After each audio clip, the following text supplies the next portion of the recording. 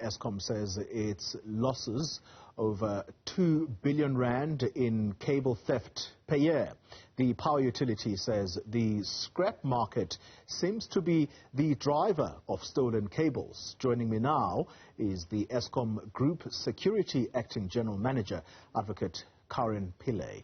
Advocate Pillay, thank you very much for your time. So billions of rand down the line, what has the power utility been doing to try and secure your infrastructure? Good day, Tony, and good day to the viewers. Yes, so this is definitely a national crisis that we're being confronted by. We have certainly joined forces with the other state-owned companies to leverage off some of the capabilities and technologies to respond to this crime phenomenon.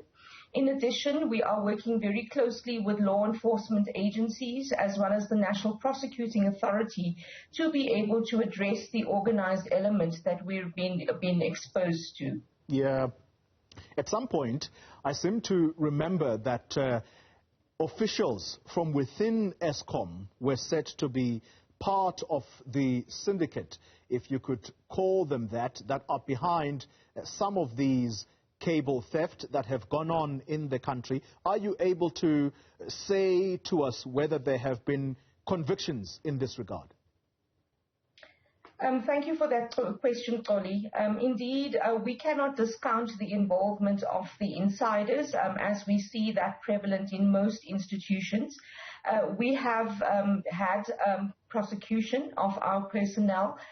We've had many arrests that have been executed where personnel and including our contractors were also apprehended.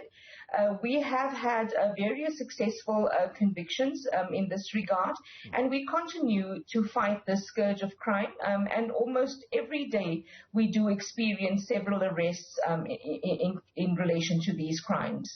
Let's try and put a face to this crime, Advocate Pillay, and the community of Snawane. It is in Soweto.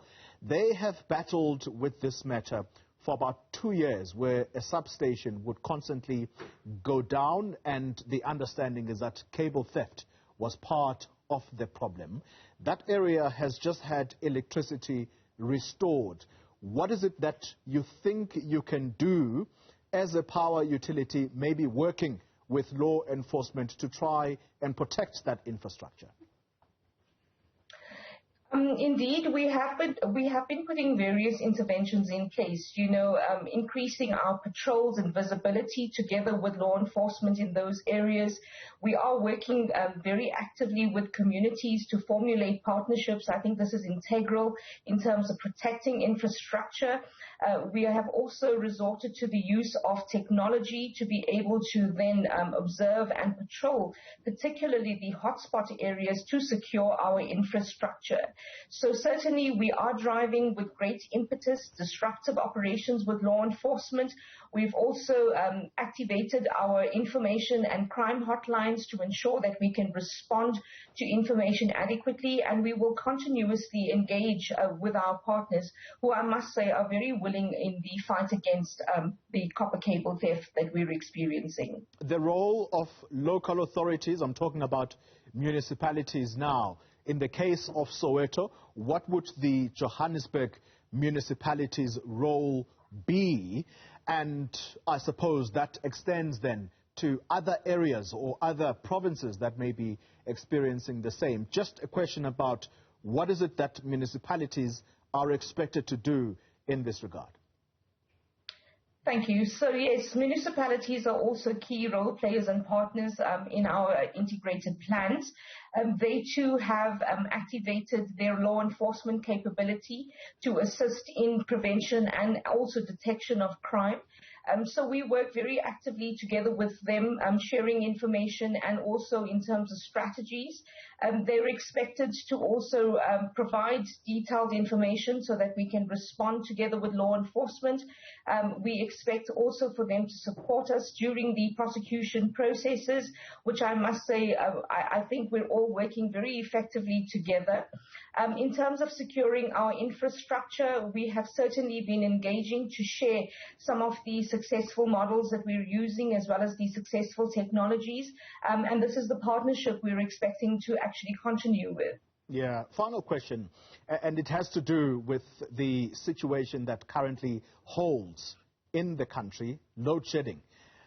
The CEO some time ago, and I think this is when load shedding was again quite rampant, he alluded to an element of sabotage. That talks to people from within Eskom who may not necessarily be happy about one thing or the other. And the specific example was the Tutuga power station, where they said that someone actually went there to try and cut down the electricity pylons in order to sabotage the Eskom infrastructure. Is that part of what you at Eskom are responsible for as the group head of security, and how frequent are such incidents? Yes, so acts of sabotage are indeed prevalent. All of these incidents that come to the fore, or those that we gain knowledge of, we immediately institute criminal investigations in those matters.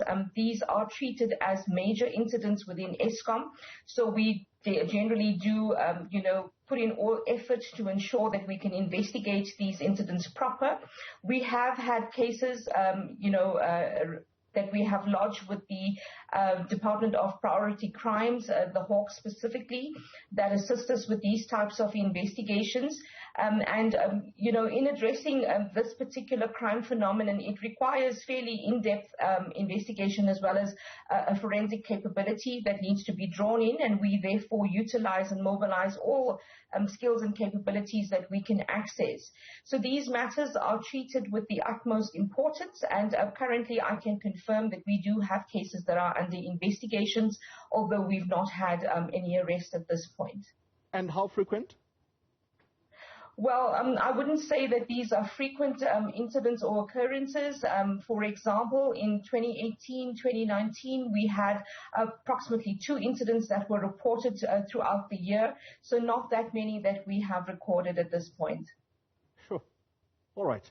And you've mentioned that you're working with the Hawks, the Department of Priority Crimes. The number of arrests, are you able to give us an exact figure in relation to acts of sabotage against Eskom?